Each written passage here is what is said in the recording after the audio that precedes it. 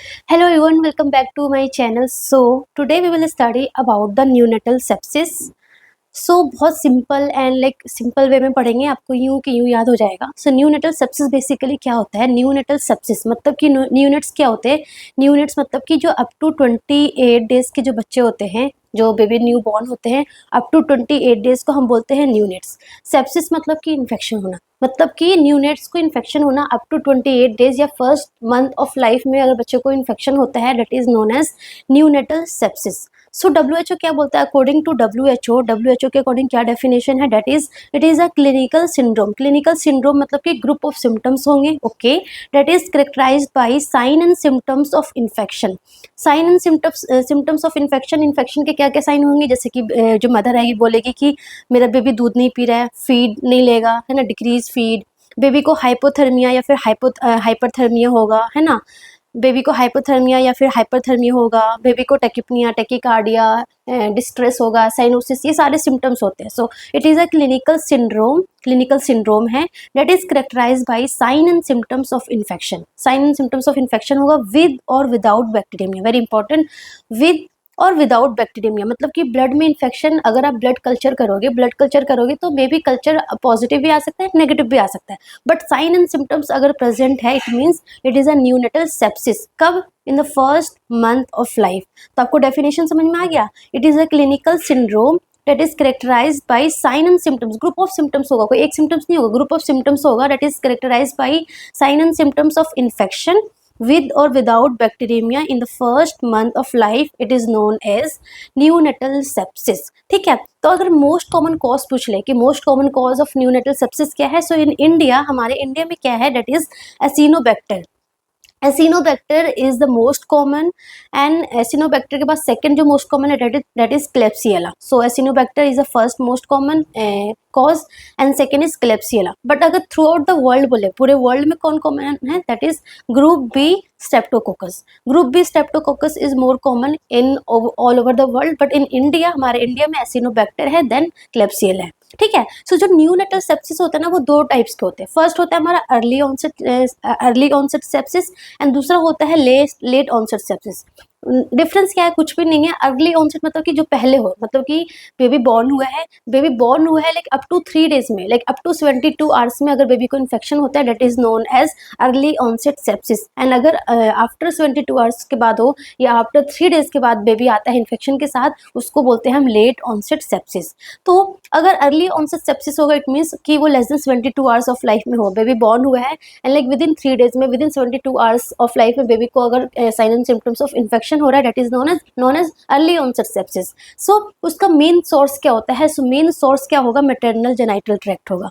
Maternal genital tract को ये infection है, उसकी वजह से this is the main source. Common source कौन सा है? Maternal genital tract of early onset sepsis. So ये पूछते हैं एमसीक्यू में कि in early onset sepsis the main source क्या है? That is a maternal genital tract. ठीक है. क्या क्या रिस्क फैक्टर है, क्या क्या लाइक अर्ली ऑनसेट सेप्सिस के क्या क्या रिस्क फैक्टर है? तो आपको कैसे याद करना है? आपको बस ये दो वर्ड्स याद करने हैं, M2 L2 D2 B2. मतलब क्या है? कुछ नहीं है. अगर बेबी मिकोनियम स्टेन्ड है, बेबी बॉर्न हुआ है विथ मिकोनियम स्टेन, अगर मदर को फीवर है, ड्यूरिंग प्रेगनेंसी मदर को फीवर है, मैटरनल फीवर है, या फिर लीकिंग पर वजाइना लीकिंग हो रहा है मोर देन 24 आवर्स से ज़्यादा से, अगर बेबी मदर को पर वजाइनल लीकेज हो रहा है. Low birth weight baby that is less than 2.5, baby जो है वो 2.5 किलो से कम का है. ओके.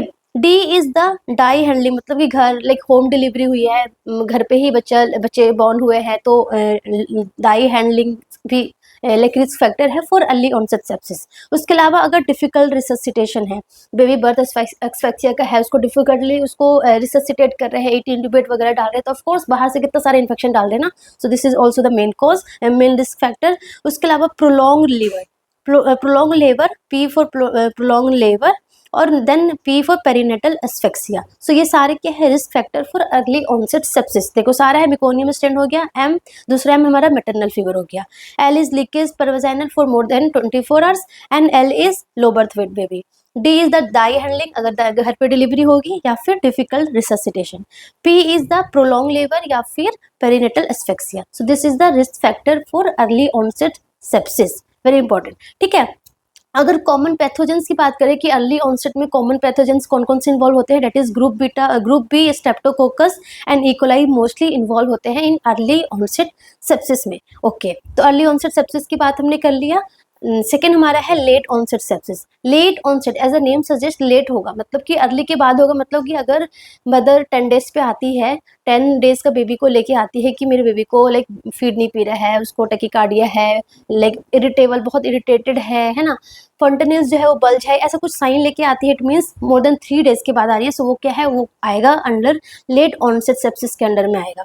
ये इंपॉर्टेंट क्यों है अर्ली ऑनसेट लेट ऑनसेट, क्योंकि जो एंटीबायोटिक्स जो स्टार्ट करेंगे ना, तो अर्ली ऑनसेट सेप्सिस का अलग होता है एंड लेट ऑनसेट सेप्सिस का जो एंटीबायोटिक्स होगा वो अलग होगा, ठीक है। सो अगर लेट ऑनसेट सेप्सिस की बात करें, उसका सोर्स क्या होगा, तो सोर्स सारा बाहर का चीज़ होगा, जैसे कि अगर मदर उसको बॉटल फीड करवा रही है, ऑफकोर्स बॉटल फीड से इन्फेक्शन कितने ज़्यादा चांसेस है ना, अच्छे से उसको बॉयल नहीं कर रही है, जो मिल्क है वो बहुत बहुत पहले से रखा हुआ है, उसको अच्छे से बॉयल नहीं किया गया है, जो बॉटल है उसको अच्छे से बॉयल नहीं किया गया, अच्छे से उसको वॉश नहीं किया गया, so bottle feed is main risk, main common source है। उसके अलावा ओवर क्राउडिंग है, घर पे ऑलरेडी बहुत सारे बच्चे हैं, छोटे छोटे और भी बहुत सारे बच्चे से ओवर क्राउडिंग हो गया, पुअर कोड केयर अच्छे से नहीं हो रहा है, तो ऑफकोर्स उससे इन्फेक्शन कितना जल्दी जा सकता है ना।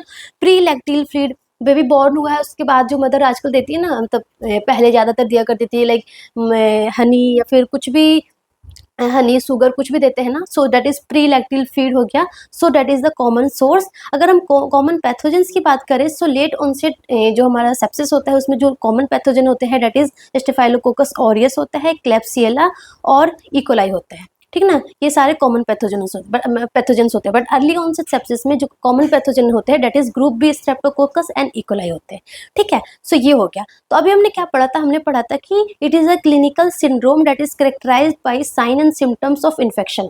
तो क्या क्या साइन एंड सिम्टम्स हो गए, तो देखो, एक तो हमारा जनरल साइन एंड सिम्टम्स होंगे एंड जो हमारा अलग अलग ऑर्गन्स है, जैसे कि हार्ट में अलग सिम्टम्स दिखेगा, लंग्स में अलग सिम्टम्स दिखेगा, ब्रेन अपना अलग सिम्टम्स शो करेगा, सबका अलग अलग सिम्टम्स भी होगा। सो जनरल सिम्टम्स में क्या होगा, पुअर फीड। अर्लीस्ट साइन अगर पूछ ले आपसे एग्जाम में एमसीक्यू में कि most earliest sign for neonatal sepsis that is the poor feed.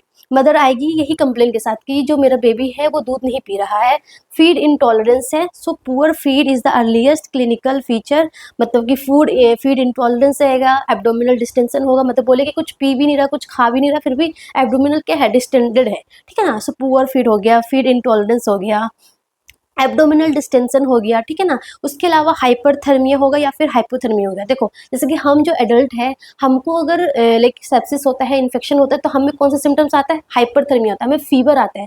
But बच्चों में ना मोस्ट कॉमन हाइपोथर्मिया होता है। हाइपरथर्मिया होता है बट रेयर होता है। Hypothermia is the most common symptoms of sepsis. तो बच्चों में याद रखना, हाइपोथर्मिया होता है, हाइपरथर्मिया कम होते हैं। Hypothermia is the most common symptoms in बच्चे, in newborn less than 28 days for sepsis, ठीक है ना। उसके अलावा जॉन्डिस इज ऑल्सो, ठीक है। तो ये सारा क्लिनिकल फीचर्स होगा। उसके अलावा अगर आप लंग्स की बात करो, तो लंग्स में क्या होगा, बेबी को ग्रंटिंग होगा, बेबी का जो रेस्पिरेटरी रेट है वो बढ़ के रहेगा, लाइक मोर देन 60 होगा, बेबी डिस्ट्रेस में होगा, साइनोसिस होगा, है ना, साइनोसिस भी बेबी हो सकता है, साइनोसिस भी हो सकता है। सो ये सारा हमारा सिम्टम्स दिखेगा आपको लंग्स का। तो लंग्स में क्या क्या होगा, ग्रंटिंग हो गया, बेबी को टेक्निक होगा, डिस्ट्रेस होगा तो ऑफकोर्स साइनोसिस होगा। अगर हम हार्ट की बात करें, तो हार्ट में क्या होगा, बेबी टेकीकार्डिया होगा, टेकीकार्डिया भी हो सकता है, ब्रेडिकार्डिया भी हो सकता है, ब्रेडिकार्डिया मोस्ट कॉमन होगा, ठीक है ना। सो हार्ट रेट जो है वो 160 से ज़्यादा भी हो सकता है और ब्रेडिकार्डिया भी बेबी को हो सकता है। उसके अलावा साइनोसिस भी हो सकता है, ठीक है ना। अगर हम जीआईटी की बात करें, तो ऑफकोर्स मैंने क्या बताया आपको कि फीड इंटॉलरेंस होगा, एब्डोमिनल डिस्टेंशन होगा, बेबी को वॉमिटिंग आएगी, फीड नहीं लेगा बेबी, है ना। अगर हम ब्रेन की बात करें, ब्रेन में क्या होगा, एंटीरियर फॉन्टेनिल्स जो बेबी का होगा वो बल्ज होगा, बल्जिंग एंटीरियर फॉन्टेनिल्स होगा, सीजर बेबी को आ सकते हैं, लाइक न्यूनेटल सेप्सिस की वजह से सीजर भी बहुत जल्दी कॉमन होता है ना, सीजर आ सकते हैं, ठीक है ना। उसके अलावा आईसीपी इंट्राक्रेनियल प्रेशर भी इंक्रीज हो सकता है, तो उसके साइन एंड सिम्टम्स दिखेंगे, जैसे कि बेबी इरिटेबल होगा, हाई पिच क्राई होगा, है ना। सो ये सारा हमारा क्लिनिकल फीचर्स है, ठीक है ना। सो क्लिनिकल फीचर्स आपको समझ में आ गया। यू शुड नो कि poor feed is the earliest clinical feature. उसके अलावा हाइपोथर्मिया मोस्ट कॉमन होगा, ठीक है, जॉन्डिस भी हो सकता है। ये सारा हमारा क्लिनिकल फीचर्स है। Then coming to the diagnosis, कि डायग्नोसिस कैसे करेंगे। So blood culture, of course blood culture करेंगे। Blood culture is the gold standard. अगर आपसे पूछ ले एग्जाम में कि which one is the gold standard method for diagnosis of neonatal sepsis, so blood culture is the gold standard, ठीक है ना। उसके अलावा सेप्सिस स्क्रीनिंग होती है, सेप्सिस स्क्रीनिंग होती है प्रॉपर।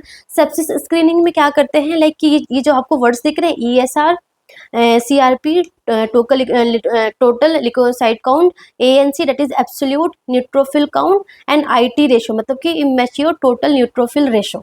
सो 1 2 3 4 5, ये 5 हमारे सेप्सिस स्क्रीनिंग होते हैं। सो ये चेक करते हैं कि ESR कितना है बच्चे का, मोर देन 15 mm होगा, इट मीन्स इन्फेक्शन हो सकता है।